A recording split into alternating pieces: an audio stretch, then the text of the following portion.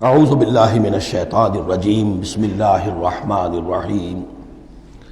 ربنا لا تزغ قلوبنا بعد اذ ہدیتنا، اور ان کا یہ قول ہوتا ہے اولو الالباب کا، اے رب ہمارے دلوں کو کج نہ ہونے دیجو اس کے بعد کہ تو نے ہمیں ہدایت دے دی ہے، وہب لنا من لدنک رحمہ، اور ہمیں تو خاص اپنے خزانہ فضل سے رحمت عطا فرما، انک انت الوہاب، یقیناً تو ہی سب کچھ دینے والا ہے، تیری بارگاہ سے ملے گا۔ ربنا انک جامع الناس لیوم لا ریب فیہ، اے رب ہمارے یقیناً تو جمع کرنے والا ہے لوگوں کو اس دن جس دن میں کوئی شک نہیں ہے، قیامت کا دن، یوم القیامہ۔ ان اللہ لا یخلف المیعاد، یقیناً اللہ تعالی اس وعدے کے خلاف نہیں کرے گا، اپنے وعدے کی خلاف ورزی نہیں کرتا، لہذا جو اس نے بتایا ہے کہ وہ دن آئے گا وہ آ کر رہے گا۔ ان الذین کفروا لن تغنی عنہم اموالہم ولا اولادہم من اللہ شیئا، اب یہ ذرا تحدی کا انداز ہے، چیلنج کا انداز ہے۔ زمانہ نزول کے اعتبار سے آپ نے نوٹ کر لیا کہ یہ سن 3 میں نازل ہو رہی ہے سورہ مبارکہ غزوہ احد کے بعد، لیکن یہ کہ یہ رکوع جو ہے اس کے بارے میں گمان غالب ہے کہ یہ غزوہ بدر کے بعد نازل ہوئی ہے۔ غزوہ بدر جو ہے اس میں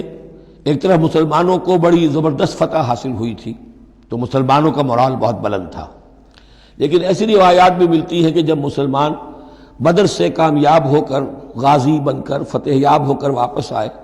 تو جو یہودی قبیلے تھے مدینے کے، ان میں سے بعض لوگوں نے کہا کہ مسلمانوں اتنا نہ اتراؤ،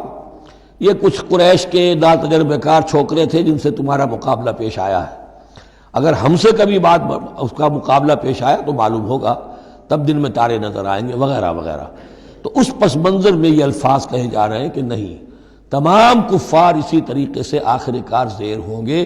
اور اللہ کے دین کو غالب ہونا ہے، واللہ غالب علی امرہ ولکن اکثر الناس لا یعلمون۔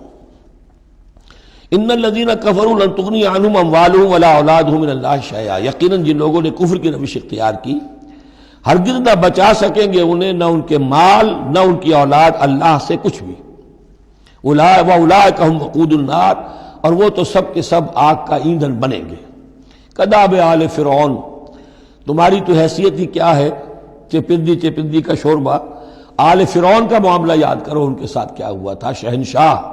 اور بڑے لاؤ لشکر والا، وفرعون ذی الاوتاد کداب آل فرعون والذین من قبلہم، اور اسی پر کیا اس سے پہلے ثمود اور عاد جیسی قومیں زبردست جو ہیں اسی جزیرہ نما عرب میں رہی ہیں، کذبوا بآیاتنا، انہوں نے بھی ہماری آیات کو جھٹلایا تھا، فاخذہم اللہ بذنوبہم، تو اللہ نے پکڑا ان کو ان گناہوں کی پاداش میں، واللہ شدید العقاب، اور اللہ سزا دینے میں بہت سخت ہے۔ قل للذین کفروا، اے نبی کہہ دیجئے ان لوگوں سے جو کفر کی روش اختیار کر رہے ہیں، ستغلبون وتحشرون الی جہنم، تم سب کے سب مغلوب ہو کر رہو گے، دنیا میں مغلوب ہوگے اور پھر جہنم کی طرف گھیر کر لے جائے جاؤ گے، وبئس المہاد، اور وہ بہت برا ٹھکانہ ہے۔ قد کان لکم آیۃ فی الفئتین التقطا، تمہارے لیے ایک نشانی آ چکی ہے ان 2 گروہوں میں جو آپس میں جنہوں نے جنگ کی، یعنی بدر کی جنگ ہوئی، اس میں ایک طرف مسلمان تھے ایک طرف مشرکین مکہ تھے، تمہارے لیے نشانی موجود ہے۔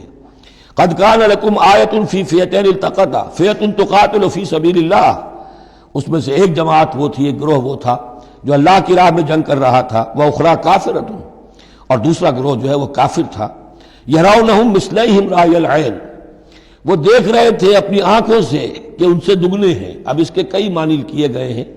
ایک یہ بھی ہے کہ مسلمانوں کو تو کھلا نظر آ رہا تھا